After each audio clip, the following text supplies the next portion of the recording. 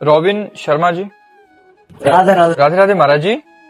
महाराज जी, घर की पूजा और मंदिर में जाकर पूजा करने में क्या अंतर है? अंतर है। घर की पूजा मंदिर में जाकर, फिर तीर्थ स्थान में जाकर, फिर धाम में जाकर, इसमें विशिष्ट फल है। जैसे घर में आप 1000 माला जपे और गौशाला में जाकर के 100 माला जपे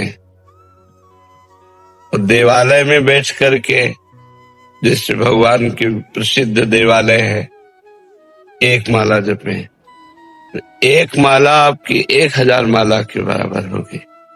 आप वृंदावन धाम में जपे, 1 माला 1,00,000 माला के बराबर जाता है।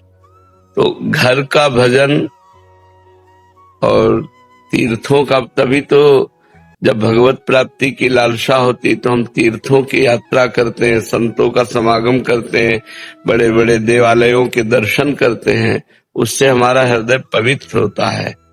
तो ये जरूर है कि घर में जो हम उपासना करते हैं उससे कई गुना लाख पुरियों में, धामों में। अब जैसे अपने घर में बैठकर भजन कर रहे हो, गंगा के तट पर बैठकर भजन कर रहे हो, तो अंतर नहीं होगा। गंगा की धारा बह रही है, आप माला चला रहे हो। अच्छा, गंगा जल के अंदर खड़े होकर भजन कर रहे हो तो उससे भी ज्यादा लाभ होगा। गले तक गंगा जल में खड़े और भगवान नाम स्मरण कर रहे हो, भगवत ध्यान। तो ये भजन की पद्धतियां हैं। घर से कई गुना लाभ तीर्थों में, पुरियों में, धामों में, पवित्र यमुना, गंगा, नर्मदा आदि के तट पर बैठकर भजन करने से, गौशाला में भजन करने से कई गुना लाभ प्राप्त होता है। और कोशिश करना चाहिए कि थोड़ा समय निकालकर हम ऐसे पवित्र स्थानों में भजन करें। जैसे आप लोग धाम आए हो तो मनोरंजन मत करो। 1 दिन 2 दिन के लिए, 4 दिन के लिए आए हो, कोई गंदा आचरण मत करो। 1 दिन उपवास करो, तो यमुना किनारे बैठकर नाम कीर्तन करो, वृंदावन की परिक्रमा करो।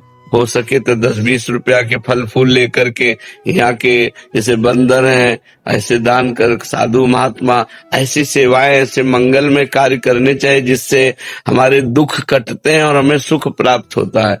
और जो लोग यहाँ आकर के भी गंदे आचरण करते हैं, पापाचरण करते हैं, मनमानी आचरण करते हैं, फिर दुख भोगेंगे।